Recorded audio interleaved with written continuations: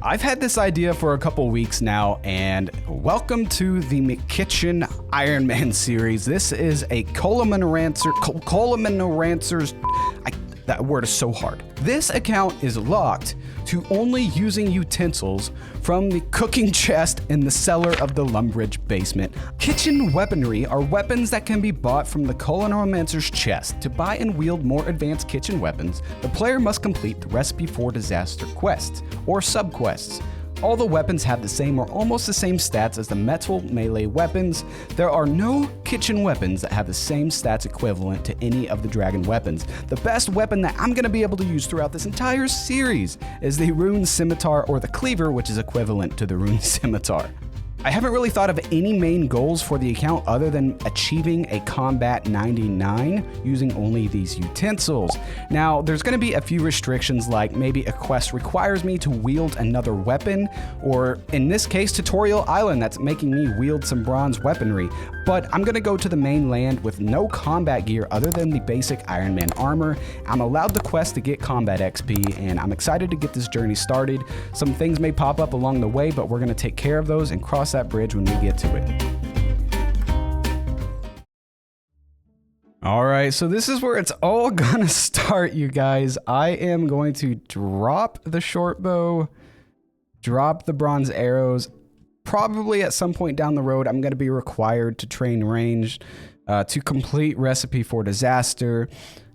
Like I said, there's going to be some exceptions that do pop up and that are inevitable, but this is going to be fun. The main goal here is to grind for Barrow's gloves. I'm allowed to keep armor that I either craft or get from NPC drops or from Slayer, something. I can keep all of that, but I am only allowed to wield melee weapons, probably excluding an offhand, that I buy from the Culinaromancer's chest. I gotta figure out what the first step is. Let's take a cabbage for some food. I think that getting 43 prayer as soon as possible is going to be essential, especially for questing. So I might be doing the Boneyard method while I'm here at a low combat level. I already did kill a few goblins, got 2 attack by punching them straight to the face. But I gotta think some things through, guys. This is gonna be so much fun. Questing is gonna be a lot of fun. We could go ahead and get our first upgrade for the boot slot. Ooh, check it out, baby. Upgrade right there. I'm gonna update you guys very, very soon. I'm excited for this series. I think it's gonna be fun. We're gonna be figuring things out along the way. Like I said, I can quest. There's gonna be some quests that require me to wield certain weapons. That's going to be an exception. And we could probably start our subquest here by doing Cook's Assistant and seeing what else we can do before I head to the wilderness. All right, let's go ahead and start by just buying some essential tools here from the Lumbridge General Store. I know I'm going to need a cake tin at some point. I've only got 38 coins though to work with, so let's get some. Well, I'm the worst YouTuber ever. I just missed the quest pop-up, but there's Cook's Assistant done. Woohoo! Cooking level 4. So we just hit 6 combat and got our looting bat, I think on the 3rd or 4th rat that I killed. So we're going to go over to the Boneyard. We've already gotten up to 19 prayer. We finished a Restless Ghost as well. I have a few tiles marked, but we're just going to be repeating the process of Boneyard all the way to the Chaos Altar. Where is it? Yeah, so it's going to be a lot of back and forth for probably a very long time. I want to get up to at least 40 prayer. I want to unlock at least 1 overhead. I would like to get both of these, and then I can probably quest up from 40 to 43. I'm going to need 175 quest points someday anyways, so let's just see if I get tired of this.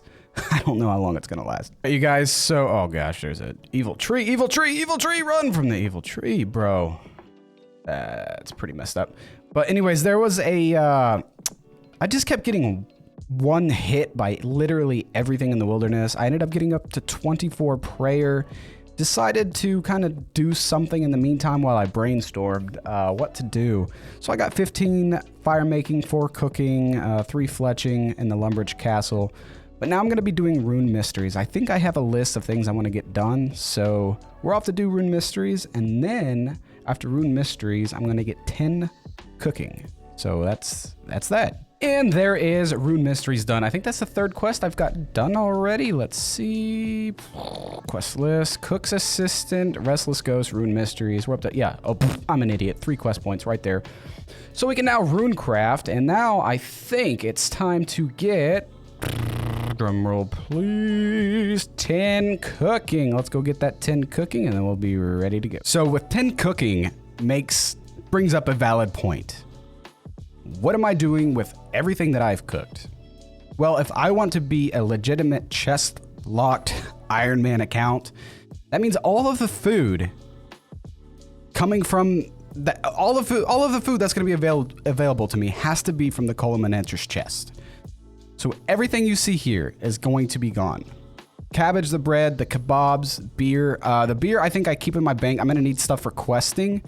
But all the fish that I'm getting from fishing, from rewards, whatever it is, if it's not from the Culinaromancer's chest, it is not staying in my bank. So we're going to take all of the shrimp out. So we just got our 10 cooking. Well, we got 11 now. And then I'm going to move on to the next little task. So say bye-bye to all of the shrimp. The huge question is, what am I going to do for food? I cannot even access the chest yet. I haven't completed one of the subquests yet, so what am I going to do for food? Well, luckily there's a cabbage that spawns on the table here. That heals 1 HP. That's going to be my best source of food until I do the first subquest. Oh my god, that scared me. Until I do a subquest for Recipe for Disaster. But luckily, if you look at the table and what's able to be purchased from the Culinaromancer's chest, I'm actually able to get quite a bit of food from here. One of the best things that I'm going to be able to make, and I think the best in slot food for myself, is going to be chocolate cake. Chocolate cake is 3 bites per cake, and it heals a total of 15 HP. But the unfortunate part is I do need 50 cooking to make a chocolate cake. But if you want to make a regular cake, it heals 12 HP, and it takes 3 bites. It heals 4 HP per bite. I can make that at 40 cooking. Now, if you look at the pizza table, I can make pizza bases, but the best pizza I'm going to be allowed to make is at level 35, and that is a plain pizza, which does heal 14 HP per inventory slot. It comes in 2 bites, so it's 1/2 of pizza, 7 HP per half. But I cannot make those until I have at least 35 cooking. So in just 3 or 2 more cooking levels, because I'm at level 11 now, at level 13 cooking, I can actually make something called scrambled egg. Scrambled egg is all ingredients that could be purchased from the chest. It grants 50 experience when I make it. I stop burning it at level 48 cooking, and it heals 5 HP. And then at level 23 cooking, I can make egg and tomato. Egg and tomato only requires a 23 cooking. It's all bought from the Culinaromancer's chest. I make it, and it heals 8 hit points. This is going to be my best in slot food until I get to at least jugs of wine or my plain pizzas. Jugs of wine are probably going to be faster to make, but they do reduce your attack by a little bit every time you drink it, but they're way more quicker to make than a pizza. I was going to say, I just killed some goblins and got my first gear upgrade, but that doesn't even give any bonus whatsoever.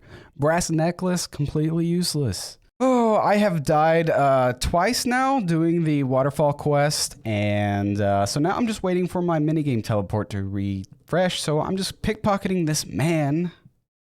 I'm so frustrated right now. Also, gotta figure out a way to make money on this account. It's gonna be very, very limited, so I think it's gonna be thieving. I just need to make GP. I'm gonna have to buy a lot of runes because I'm not gonna be able to wield any kind of elemental staff. So I'm going to be casting all magic from my hands. It's going to be terrible. I'll let you guys know if I can get past this freaking quest. Oh boy, there it is finally. It's 12 a.m. and I got it done. Oh my god, dude. That was terrible. I have 0 teleports, 0 methods to teleport right now, but God bless. We got 2 diamonds, 2 gold bars, 40 mithril seeds, and a bunch of XP. And a partridge yellow belt tree. Anyways, 4 total quest points, 13 points. Oh my god, let's see what it gets us to. We were at 6 or 5 attack and 5 strength. Oh my god. Look at that, all the way up to 30 attack and 30 strength. Combat level is now 27. We went from 10 combat up to 27.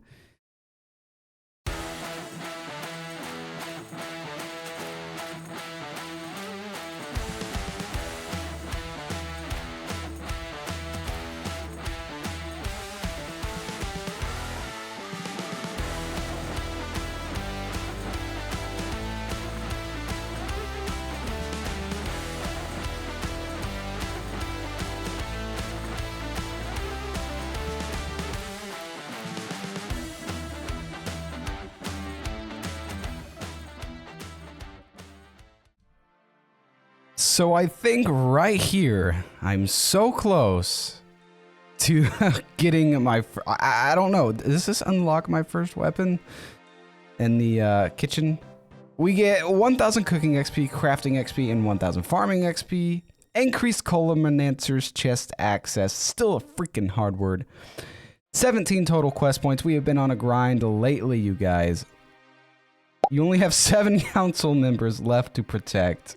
That's still a lot. That got us all the way from 2 to 9 farming. That's going to help a lot doing the, Garden of Tranquility, not Garden, whatever, the Fairy Ring quest. Okay, I am pumped. I actually think this was my second unlock in the chest. So if you go to buy items, there it is, bronze gloves. Those currently cost 130 coins. I did unlock the wooden spoon. We now have the same stats as the iron dagger. Okay. Okay, we buy the wooden spoon. We now have the same stats as a bronze longsword. Okay, so that's what I was confused on, is because you do unlock items like a tier below the quest you have done. So I've only completed 1 sub-quest technically, but I have 2 unlocks, but I can still only equip 1 because I've only done 1 sub-quest. If that makes any sense at all.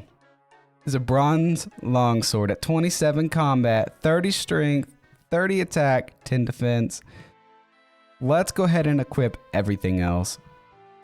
Boom, look at all the defensive bonuses right now. We're looking freaking stacked, baby. Bronze gloves next. Oh my god, we are a unit. Can't wait to get another sub-quest done so I can wield the egg whisk, which is equivalent to a bronze dagger. I'm sorry, an iron dagger. Next is the spork, then the spatula, then the frying pan, skewer, rolling pin, kitchen's knife, meat tenderizer, and then the cleaver.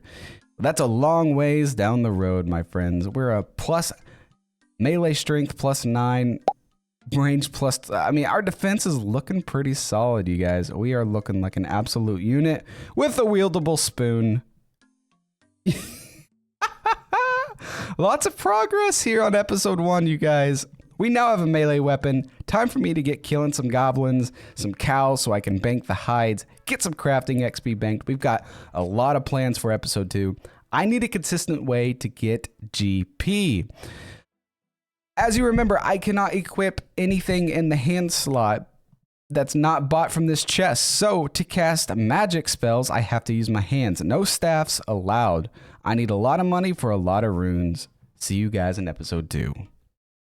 Alright, and while I have your attention, go and give me a follow on Twitch at 𝘺𝙤𝑟s. You guys are not going to want to miss all the great streams we've been having over there. If you guys enjoyed the video, make sure you do leave a like. And if you want to support me, all you have to do is hit the subscribe button. And if you guys are interested in joining the growing Discord server, all you got to do is look for the link in the description. All of my social media is there below. Thank you very, very much, you guys. And if you're interested, feel free to join the 𝘺𝙤 clan. As you can see, we got 98 members. Lots of activity here, guys. Thank you so much. Hope to see you in there. Enjoy the next video.